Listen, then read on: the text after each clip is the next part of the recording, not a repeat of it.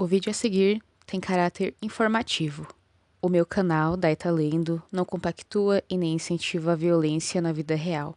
O vídeo tratará de temas sensíveis, as histórias contadas são reais. Caso você prefira não assistir um conteúdo deste tipo, escolha pular este vídeo. Aqui no canal você também encontra vídeos focados em ficção e eu te convido a conhecê-los. Caso escolha continuar, vamos começar a seguir.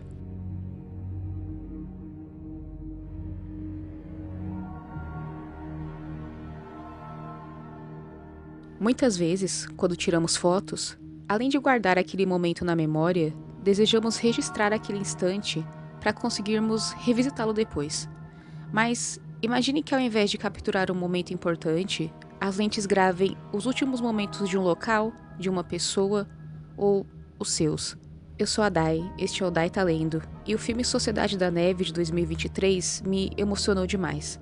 A qualidade do longa é inquestionável, mas saber que tudo aquilo realmente aconteceu me chocou. Esse filme foi tão eficiente em retratar aquela situação inimaginável que alguns sobreviventes do acidente aéreo relataram ter ficado mal ao assisti-lo, revivendo a tragédia. O que aconteceu? O voo 571 da Força Aérea Uruguaia, que voava de Montevidéu, no Uruguai, com destino a Santiago, no Chile, caiu na Cordilheira dos Andes em 13 de outubro de 1972. O avião levava o time de rugby amador uruguaio, Old Christians, do colégio Stella Maris, para uma competição no Chile, além de amigos e familiares do grupo. Haviam 45 ocupantes na aeronave. Uma parte perdeu a vida logo após a queda, mas os 29 que restaram se uniram na luta por sobrevivência no frio extremo. No que ficou conhecido como o Milagre dos Andes, 16 sobreviventes foram resgatados após 72 dias isolados na altitude da montanha, em meio a um mar de neve. No entanto, eles precisaram se alimentar dos corpos daqueles que não resistiam, o que torna tudo ainda mais comovente e explica por que aquilo foi uma verdadeira sociedade é que a decisão de se alimentar dos corpos foi tomada em conjunto, a partir de um pacto coletivo no qual todos concordaram que, caso não resistissem, cederiam seus corpos para ajudar na sobrevivência dos outros. Eu me compadeci muito por aquelas pessoas e não consigo nem imaginar o terror que elas viveram. Essa foto que vocês estão vendo na tela foi tirada antes do acidente. É bizarro pensar que as pessoas estavam felizes, tranquilas e com expectativa por aquela viagem. E ninguém nem fazia ideia de que muitos ali sequer sobreviveriam para enfrentar os momentos terríveis antes do resgate. No dia 13 de novembro de 1985, uma erupção vulcânica desencadeou um enorme deslizamento de lama na vida de Armeno, na Colômbia, prendendo a menina Omaira Sanches, de 13 anos, nos destroços. Ela ficou presa pelos escombros de sua própria casa, com apenas a cabeça e os braços acima das águas e da lama. Funcionários da Cruz Vermelha teriam pedido ao governo várias vezes por um equipamento que poderia baixar o nível da água para ajudar a libertar a menina. Por fim, os socorristas acabaram desistindo e ficaram o resto do tempo com ela, confortando e rezando com ela. Por quase 3 dias, os socorristas tentaram, em vão, libertá-la enquanto ela lentamente sucumbia. Infelizmente, em 16 de novembro, ela faleceu enquanto os trabalhadores de resgate assistiam impotentes a poucos metros de distância. Pouco antes de sua partida, o fotógrafo Frank Fournier capturou essa imagem impressionante. Ele lembrou mais tarde que se sentiu totalmente impotente diante dessa menina que enfrentava a morte com coragem e dignidade. Com os olhos tão vermelhos que pareciam pretos, mãos brancas e pálidas e o rosto inchado, ela falou diretamente para a câmera o que seriam suas últimas palavras capturadas. Mamãe, eu te amo muito. Papai, eu te amo. Irmão, eu te amo. Antes de embarcar, a tripulação da Apollo 1 tirou uma foto como se estivessem rezando sobre uma miniatura do módulo de comando. A gente consegue ver que tudo foi feito meio na brincadeira, um momento leve, mas que se tornou trágico em retrospectiva. Os 3 homens, Roger, Caffey, Virgil, Grissom e Ed White, perderam suas vidas queimados durante um teste de lançamento em 27 de janeiro de 67. Tragicamente, os três tinham falado que estavam preocupados sobre a quantidade de materiais inflamáveis na nave. Eles falaram sobre isso com Joseph C., gerente do escritório do programa da nave Apollo. Eles estavam tão incertos sobre a embarcação que antes do acidente fatal mostraram essa foto para o Joseph, com a legenda: "Não é que não confiemos em você, Joey, mas desta vez decidimos ir além da sua autoridade."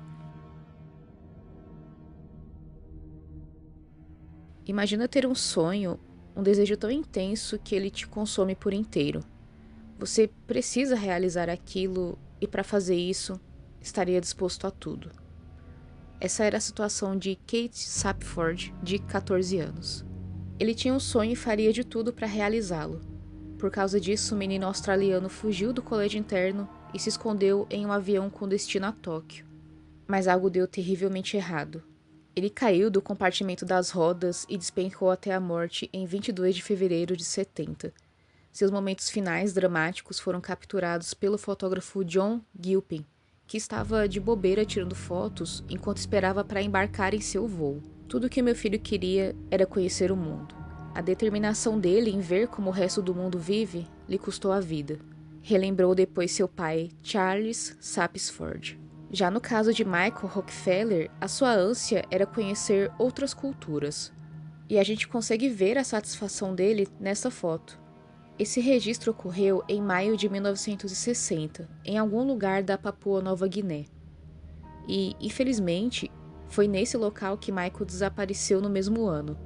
Ele era filho do governador de Nova York e futuro vice-presidente dos Estados Unidos. Nunca foi esclarecido o que houve com Michael, mas acredita-se que ele tenha sido morto e devorado pelo povo Asmat, um grupo conhecido por eliminar e consumir a carne dos inimigos.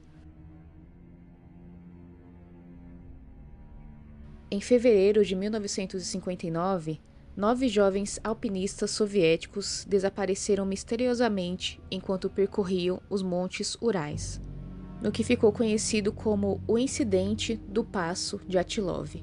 Quando seus corpos foram encontrados, apresentavam mutilações assustadoras, incluindo a ausência de línguas e olhos. Nenhuma causa da morte foi determinada e as teorias variam de experimentos secretos do governo a alienígenas e até o abominável Homem das Neves. Esta foto é o último registro deles e mostra o grupo determinado atravessando o terreno hostil pouco antes de encontrar seu terrível destino na noite de 1º de fevereiro. Esse é um dos casos mais misteriosos da história. Existem muitas teorias, muitas suspeitas e muito material para explorar. Vocês gostariam de um vídeo focado inteiramente nesse caso? Porque eu acho que daria um conteúdo bem interessante. Me digam aí nos comentários, por favor, o que vocês acham dessa ideia e deixem sugestões se vocês tiverem, por favor. Gente, eu tô sempre consumindo mídia, seja filmes, séries, livros, e eu também escrevo bastante, tanto porque esse é meu trabalho, mas também porque eu gosto. Eu abracei a escrita como um passatempo e por causa disso eu sei que na ficção limites extremos são atingidos às vezes. O que eu quero dizer com isso? Sabe quando você tá vendo um filme e pensa, nossa, que mentirada? Ou, na vida real não é assim. Sabe esses momentos? Então, seria incrível se isso acontecesse apenas na ficção, né? Se os horrores, a dor e os exageros estivessem a uma distância segura de todo mundo. E que bastasse fechar o vídeo, desligar a TV ou parar de ler o livro com a certeza de que aquela experiência tinha acabado e que ninguém tinha se ferido de verdade. Mas, infelizmente, a vida real segue suas próprias regras. Não vivemos numa utopia. A foto que vocês estão vendo faz parte dos últimos momentos de Regina Kai Walters. A pessoa que tirou a vida dela tornou tudo mais demorado e assustador, registrando tudo em fotos. Enquanto se aproximava da Regina, ele tirava uma foto. E esse é um dos registros daqueles momentos de absoluto horror. O que você está vendo é a Regina, de 14 anos, em um celeiro de Illinois no início dos anos 90, encolhida de pavor. Robert Ben Rhodes foi o fotógrafo e o algoz dessa menina. As autoridades encontraram essa foto e uma coleção de outras semelhantes na casa dele, depois que ele finalmente foi preso alguns meses mais tarde. Ele pode ter tirado a vida de mais de 50 mulheres enquanto dirigia caminhões comerciais de um lado para o outro nos Estados Unidos ao longo das décadas de 70 e 80. Pelo amor de Deus, me peguem antes que eu tire mais vidas. Não consigo me controlar. Em 10 de dezembro de 1945, William Ahrens deixou esse recado escrito com batom na parede do apartamento de Frances Brown, em Chicago. Pouco antes de escrever a mensagem, ele tirou a vida dela e deixou uma faca cravada em seu pescoço. Ele fez mais uma vítima antes de a polícia finalmente capturá-lo 6 meses depois. Essa imagem é simplesmente perturbadora, pois percebemos a convicção que o próprio criminoso tinha sobre si mesmo. Ele sabia que não iria parar. Infelizmente, só foi capturado após tirar 3 vidas.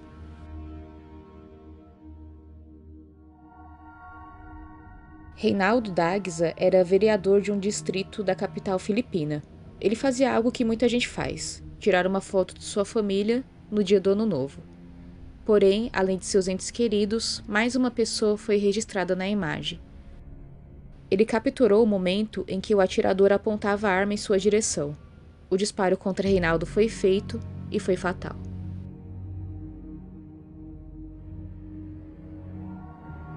No dia 30 de agosto de 2015, Lauren Banner, de 20 anos, levou sua ex-namorada Julie Callan, de 18, para uma trilha, com a desculpa de que eles poderiam ser amigos após o término do relacionamento. Ele registrou os eventos do dia em sua página no Instagram. Publicou 3 fotos de Lauren em sua última caminhada juntos. A última foto dela em um penhasco, de costas para a câmera, foi tirada minutos antes de ele disparar nela 2 vezes e atirar o corpo dela do penhasco de 12 metros. Ele voltou para o carro, ligou para a emergência e, com uma voz calma, admitiu o que tinha feito. É triste imaginar que esse foi o último momento dela. Ela tinha sonhos e uma vida toda pela frente. Fica evidente que Julie confiava no Lauren a ponto de dar as costas para ele, com a certeza de que ele jamais a machucaria.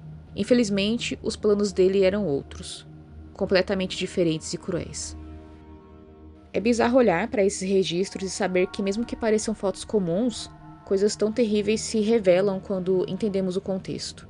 Comente o que você achou deste vídeo. Obrigada por estar aqui. Eu sou a Dai e até a próxima.